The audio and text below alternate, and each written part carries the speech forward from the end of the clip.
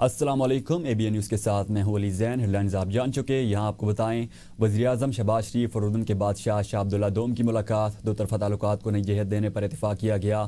تجارت، سرمایہ کاری، صحت، سائنس و ٹیکنالوجی اور دفاع کے شعبوں میں تعاون بڑھانے سے متعلق مختلف مفاہمتی یادداشتوں پر بھی دستخط کیے گئے۔ وزیراعظم شہباز شریف نے شاہ عبداللہ دوم کے دورہ پاکستان کو دونوں ممالک کی دوستی اور اعتماد کی ایک مضبوط علامت قرار دیا۔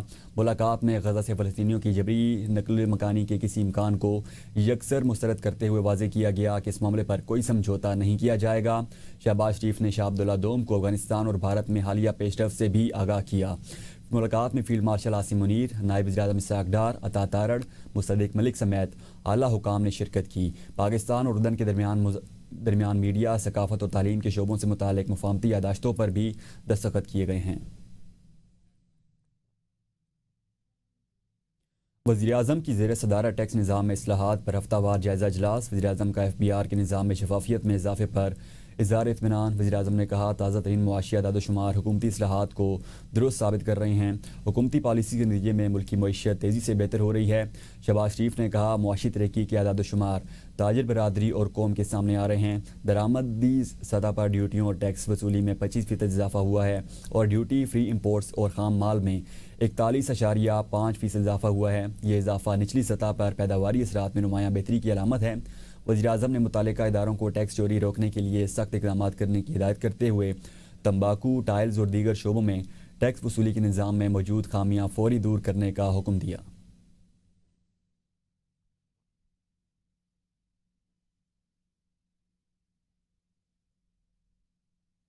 حکومت چاہتی ہے کہ مہنگائی کم کی جائے لیکن IMF نے اجازت نہیں دی۔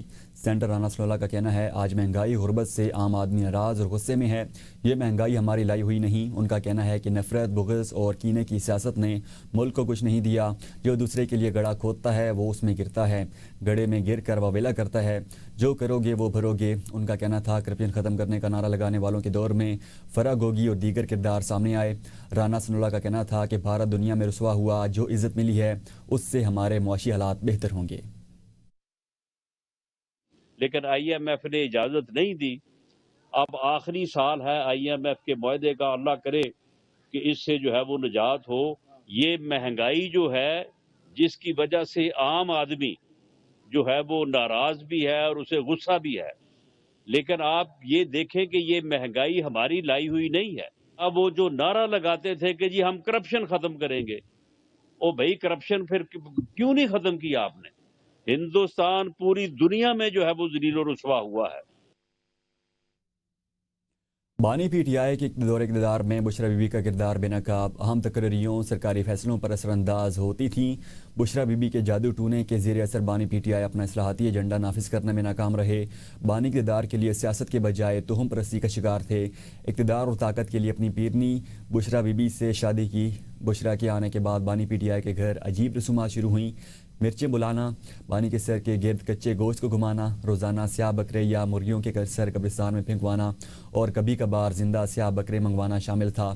دی اکانومسٹ گروپ کے ڈیجیٹل میگزین 1883 کی تازہ رپورٹ میں چونکا دینے والے انکشافات۔ رپورٹ میں مزید کہا گیا کہ بشرا بی بی اہم تقرریوں اور سرکاری فیصلوں پر اثر انداز ہوتی تھیں۔ میرٹ کے محض نعرے تھے۔ ریاستی امور میں بشرا بی بی حرف آخر سمجھی جاتی تھیں۔ بشرا بی بی کی اجازت کے بغیر وزیراعظم کا طیارہ اڑان نہ بھرتا۔ بشرا بی بی نے روحانی علم سے بتایا دونوں کی شادی ہو جائے تو بانی PTI وزیراعظم بن جائیں گے۔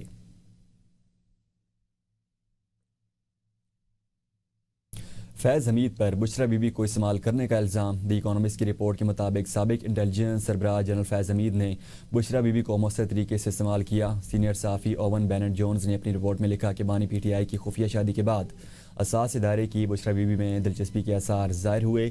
جنرل فیض حمید اطلاعات ایک ذریعے سے ان تک پہنچاتے جو وہ بانی کے سامنے روحانی بصیرت کے طور پر پیش کرتی اور درست ثابت ہونے پر بانی کا اعتماد مزید بڑھ جاتا۔ رپورٹ میں کہا گیا ہے کہ سابق آرمی چیف جنرل باجوہ سے ملاقات میں بھی زیادہ گفتگو بشرا بی بی نے کی اور انہی سے متعلق ملاقات سامنے آنے پر بانی نے اس وقت کے DGI عاصم منیر کو ہٹا دیا۔ دی اکانومسٹ کے مطابق گھریلو ملازمین میں ان کے عملیات کے لیے چیزیں لانے کی تصدیق کی، جب ان کے کہنے پر بعض وفادار ملازمین بھی فارغ کیے گئے۔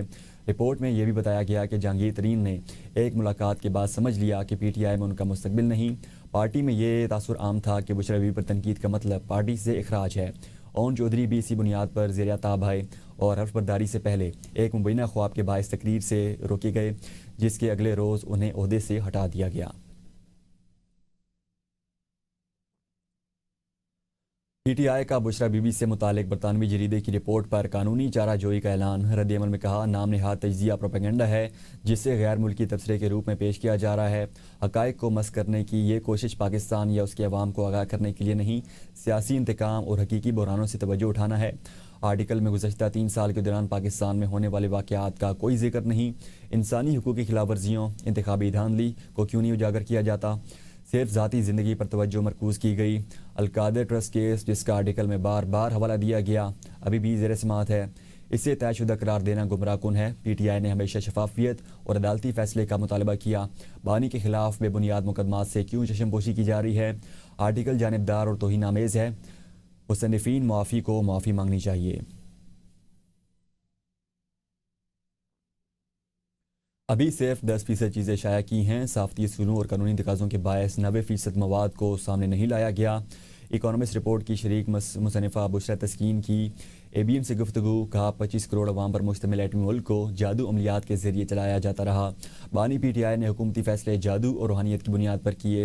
بشرا بی بی فیصلوں، تقرر اور تبادلوں سمیت ہر کام پر اختیار رکھتی تھیں۔ سیاسی تجربے کی کمی کی وجہ سے بشرا بی بی جلد ایکسپوز ہو گئیں۔ روحانی شخصیات نے بھی بشرا بی بی کی روحانیت کو تسلیم کرنے سے انکار کیا ہے۔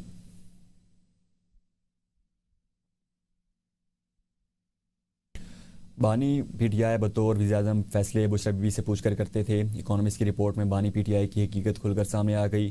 وفاقی وزیر اطلاعات عطا تارڑ کی میڈیا سے گفتگو، کہا بانی کے جتنے فیصلے تھے روحانیت کا لبادہ اوڑے ان کی اہلیہ کرتی تھیں۔ تمام معاشی اور سیاسی فیصلے بشرا بی بی کیا کرتی تھیں۔ بانی نے تمام فیصلے ملک کے مفاد میں نہیں تھے۔ بانی پی ٹی آئی کی سیاست منافقت، جھوٹ اور بہتان کے سوا کچھ نہیں تھی۔ بانی نے شہباز شریف پر جھوٹا الزام لگایا تھا۔ 2017 کے دھرنوں کے دوران بھی جھوٹے الزامات لگائے گئے۔ انہیں تمام جھوٹے الزامات کا جواب دینا ہوگا۔ صوبہ خیبر پختونخوا میں پی ٹی آئی کی کارکردگی صفر ہے۔ وزیر ریلوے حنیف عباسی کا کہنا ہے کہ بانی پی ٹی آئی نے اپنے دور حکومت میں امریکی اقتدار پر قابض رہنے کی سازشیں کی۔ یہ وہی شخص ہے جو ماضی میں ایک نشست کے حصول کے لیے سابق فوجی صدر پرویز مشرف سے منتیں کرتا رہا۔ بانی پی ٹی آئی مایوسی میں اپنی روحانی رہنماؤں کو اشاروں پر چلتے رہے اور دعویٰ کیا کہ آئینی فیصلوں سے لے کر کابینہ کی تشکیل تک ہر معاملے میں ان کی پیرنی کا کردار شامل تھا۔ انہوں نے الزام لگایا کہ پی ٹی آئی نے بھارت اور اسرائیل سے غیر قانونی فنڈنگ حاصل کی۔ پی ٹی آئی کے دور حکومت میں پاکستان کے دوست ممالک کے ساتھ تعلقات کو شدید نقصان پہنچا۔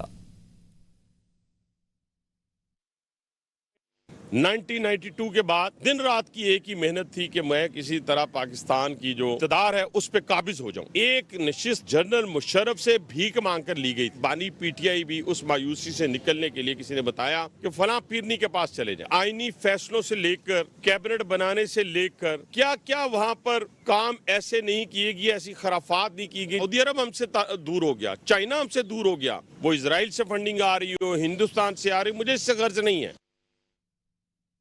وزیر اطلاعات پنجاب عظم بخاری نے عالمی جریدے کی بشرا بی بی سے متعلق رپورٹ کو 100% درست اور حقائق کے مطابق قرار دے دیا۔ بانی پی ٹی آئی کے بعد بشرا بی بی کے کارناموں کے چرچے عالمی میڈیا میں ہو رہے ہیں۔ برطانوی جریدے کی رپورٹ نے جعلی پیر خانے اور روحانیت میں چھپی شیطانیت سے پردہ اٹھایا ہے۔ جو مخالفین کو کہتا تھا چھوڑوں گا نہیں، وہ خود جعلی طریقے سے اپنی زوجہ تک پہنچائی جانے والی معلومات کو روحانیت سمجھتا تھا۔ عظمہ بخاری نے کہا کہ 4 سال تک کوچ اور پیرنی نے بانی پی ٹی آئی کو بیوقوف بنایا۔ تبدیلی اور کرپشن کے خاتمے کے دعوے دار سے بشرا بی بی حلال کرپشن کرواتی رہیں۔ پنکی، گوگی، کوچ اور بزدار نے مل کر بانی پی ٹی آئی کو 4 سال ڈگڈگی پر نچایا۔ عظمہ بخاری نے کہا کہ جادو ٹونے سے جعلی پیر خانے چلتے، ملک اور معیشت نہیں چلتے۔ مخالفین کو دیوار میں چنوانے والوں کی روحانیت 3 سال سے دفن ہو گئی ہے۔ مریم نواز اور رانا ثناءاللہ کو اسی بشرا بی بی کی فرمائش پر مینٹل ٹارچر کیا جاتا تھا۔ آج مریم نواز کی حکومت میں بشرا بی بی کو جیل میں B کلاس کی مکمل سہولیات مہیا کی جا رہی ہیں۔ یہ اپنا اپنا ظرف ہے۔ ڈسٹرکٹ اینڈ سیشن کورٹ اسلام آباد میں بانی پی ٹی آئی کی اہلیہ بشرا بی بی کے خلاف 26 نومبر کے احتجاج سے متعلق کیس کی سماعت ہوئی۔ عدالت نے بشرا بی بی کی عبوری ضمانت میں 25 نومبر تک توسیع کر دی۔ ایڈیشنل ڈسٹرکٹ اینڈ سیشن جج چودھری عامر ضیاء نے کیس کی سماعت کی اور ضمانت قبل از گرفتاری کی درخواست پر کارروائی 25 نومبر تک ملتوی کر دی۔ بشرا بی بی کے خلاف تھانہ رمدہ میں پاپو ایکٹ سمیت دیگر دفعات کے تحت مقدمہ درج ہے، جس پر آئندہ سماعت مزید کارروائی عمل میں لائی جائے گی۔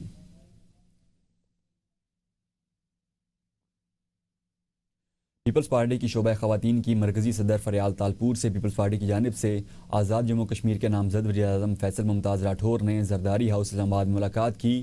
فیصل راٹھور نے پارٹی قیادت پر مکمل اعتماد کا اظہار کیا. فیصل ممتاز کا بھٹو شہید اور شہید محترمہ بے نظیر بھٹو کے کشمیر کاز کے ویژن کو آگے بڑھانے کا اعادہ. فریال تالپور نے فیصل ممتاز کو آزاد کشمیر کی عوام خصوصاً نوجوانوں کی ترقی اور بہبود کے لیے جامع منصوبہ بندی کی تشکیل دینے کی ہدایت کی ہے.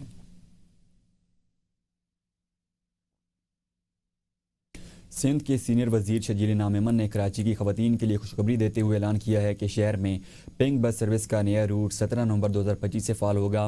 یہ روٹ عبداللہ چوک سے نمائش تک مقرر کیا گیا ہے اور ابتدا میں خواتین کے لیے 3 مخصوص اوقات رکھے گئے ہیں، جن میں صبح 8 سے 9 بجے، دوپہر سے 1 سے 2 بجے اور شام 5 سے 7 بجے سفر کی سہولت دستیاب ہوگی.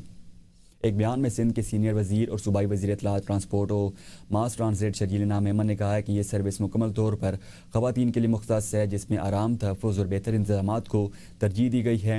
انہوں نے کہا کہ کراچی جیسے بڑے شہر میں خواتین کو روزانہ سفر کے دوران متعدد مشکلات کا سامنا رہتا ہے اور یہ اقدامات ان کے بوجھ کو کم کرنے میں مدد دے گا. ان کا کہنا تھا کہ حکومت سندھ کا مقصد ہے کہ خواتین اپنی تعلیم، ملازمت اور ذاتی امور اعتماد کے ساتھ انجام دے سکیں. بسوں میں سیکیورٹی، ٹریکنگ سسٹم اور تربیت یافتہ عملہ موجود ہوگا، جبکہ مستقبل میں اس سروس کو مزید علاقوں تک بڑھانے کا بھی ارادہ ہے.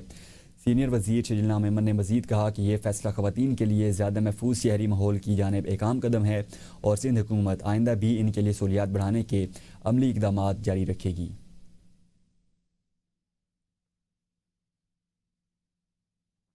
سکھر میں منعقدہ وکلاء کنونشن کے دوران سینئر وکیل رہنما قربان مولانو سمیت دیگر وکلاء پر حملے کے واقعے پر وزیر قانون و داخلہ سندھ ضیاء الانجار نے سخت نوٹس لیتے ہوئے اس کی شدید مذمت کی. وزیر داخلہ سندھ ضیاء الحسن الانجار نے کہا کہ وکلاء پر حملے میں ملوث افراد کے خلاف قانون کے مطابق سخت کارروائی کی جائے گی. وزیر داخلہ سندھ ضیاء الحسن الانجار نے کہا کہ وکلاء میری اپنی برادری ہیں. وکلاء برادری آپس میں تنازعات سے اجتناب کرے اور اتحاد و نظم برقرار رکھے. ضیاء الحسن الانجار نے مزید کہا کہ وہ حکومت وکلاء کے تحفظ کے لیے ہر ممکن اقدامات کرے گی اور سکھر کے واقعے کی مکمل تحقیقات کا حکم دیا جا چکا ہے، جس کے بعد ذمہ داروں کا تعین کیا جائے گا. ضیاء الحسن الانجار کا کہنا تھا کہ پرامن ماحول کی بحالی حکومت کی اولین ترجیح ہے اور اس حوالے سے تمام ضروری اقدامات کیے جا رہے ہیں.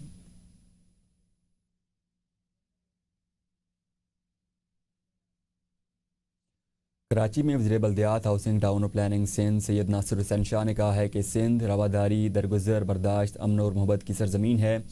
سندھ شاہ عبداللطیف بٹائی، سچل سرمست اور صوفیاء کی زمین ہے. سندھی زبان اب گوگل پر بھی موجود ہے. سندھی زبان کا آسانی سے ترجمہ کیا جا سکتا ہے.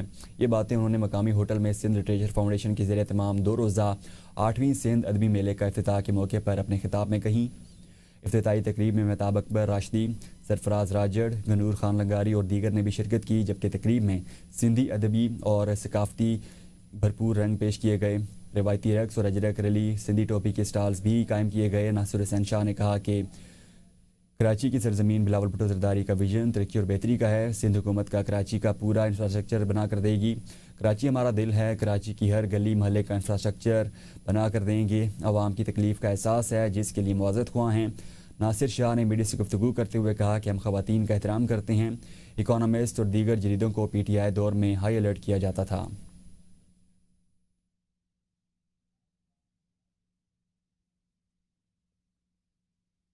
سپریم کورٹ سے 17 نومبر سے شروع ہونے والے عدالتی ہفتے کا ججز روسٹر جاری. آئندہ ہفتے سپریم کورٹ میں 8 بینچز مقدمات کی سماعت کریں گے. جسٹس صلاح الدین بدھور کو آئندہ ہفتے کسی بینچ کا حصہ نہیں بنایا گیا. جسٹس صلاح الدین نے چیف جسٹس یحییٰ افریدی کو خط لکھ کر 27ویں ترمیم کے معاملے پر فل کورٹ اجلاس بنانے کا مطالبہ کیا تھا.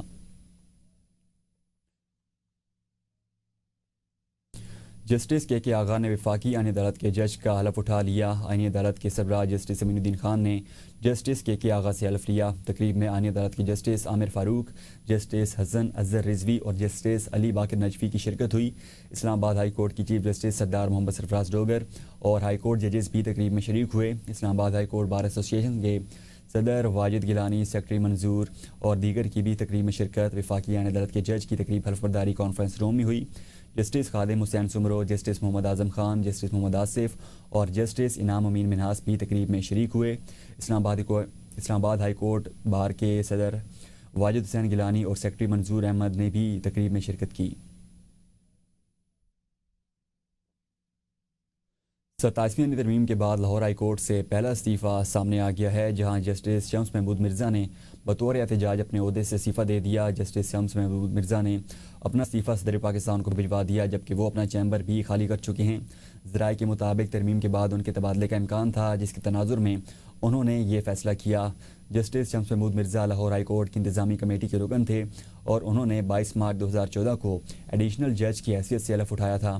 انہیں 2028 میں ریٹائر ہونا تھا۔ جسٹس شمس محمود مرزا سپریم کورٹ کے سابق جج جسٹس ضیاء محمود مرزا کے صاحبزادے ہیں۔ رواں سال جنوری میں سرکاری وکیل کی جانب سے ان کے خلاف سپریم جوڈیشل کونسل میں ریفرنس بھی دائر کیا گیا تھا۔